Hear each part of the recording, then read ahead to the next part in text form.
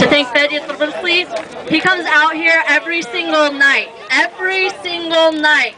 to show commitment to his country, to his people. He's out here every single night having a candle vigil by himself. Every single week he's out here. He's encouraging everybody on the internet. Fadi's not the type of person that's outspoken. I've known him for the past 20 years. But mashallah alayh, he in his own way, هو ثوار. That's Shabab, that's Libyan.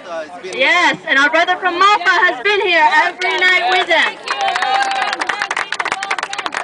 Thank you, thank you. Thank you, Morgan. Thank you, Morgan. Thank you, Morgan.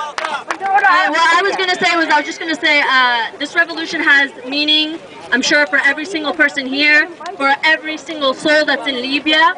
I wanted to say that for me, I feel like this revolution means something to every single generation. For our grandparents, they were overtaken by the Italians. Then they were freed in 1951, and then 1969, Bakhathum, Raj al-Khash. Then our parents, they got to see the golden age of Libya.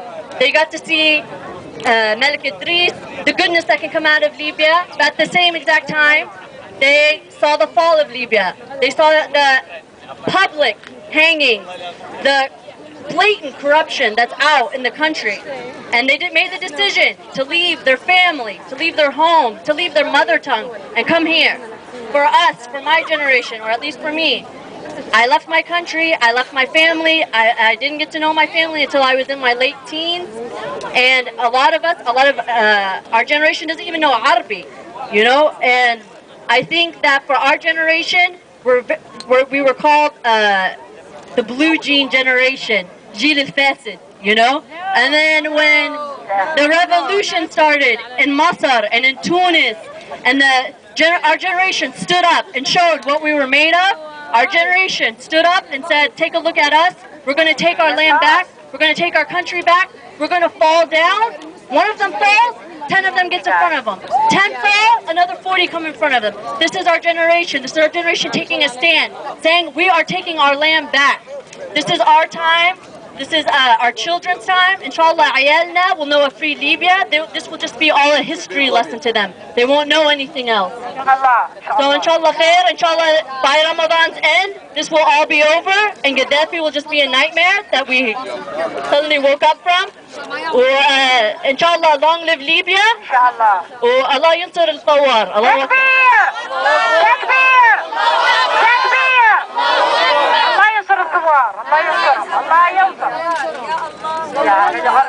أقدام الثوار يا الله يا الله ثبت أقدام الثوار يا الله يا الله ثبت أقدام الثوار يا الله يا الله ثبت أقدام الثوار يا الله يا غفار ثبت أقدام الثوار يا الله يا غفار ثبت أقدام الثوار يا الله يا غفار ثبت أقدام الثوار. Assalamu alaikum. We have another young man here who wants to speak, Siraj Albi, who was in Libya for a couple of years, not too long ago, so he has a very nice viewpoint for the youth coming from Libya.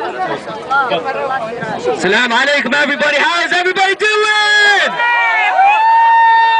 My name is Siraj Albi. I was born and raised in the United States, and because of Gaddafi, my dad spent 30 years away from his family and home. My dad got to go back to Libya 2 years ago to be closer to his family. It changed my life in many ways. It was great being around my family, but the education there was not as good as what I had here.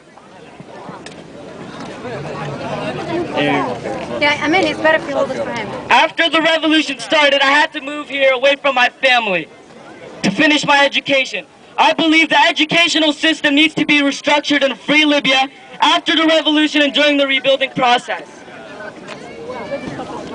After hanging around the Libyan youth, it was obvious that most of the youth there were very depressed by the lack of employment in Libya.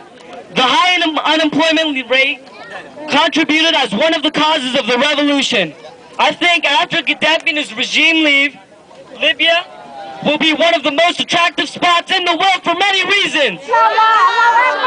Libya has breathtaking beaches, fantastic weather, and will be able to provide its citizens with its oil revenues. If we all come together with the main goal of rebuilding Libya, I think it will be a prosperous country. But before we think about the future, we need to deal with the current situation, which is getting rid of Gaddafi. I think Libyans all over the world are doing all they could possibly do to help. But we need the help of foreign countries to achieve our goal. The Libyan people are very peaceful. They never had weapons or were trained to fight. So we need NATO's help to destroy Gaddafi's weapons, which he is using against unarmed civilians. So I want to thank all the countries that are helping us achieve our goal. Thank you for listening. God bless the United States and Libya. Ashat Libya,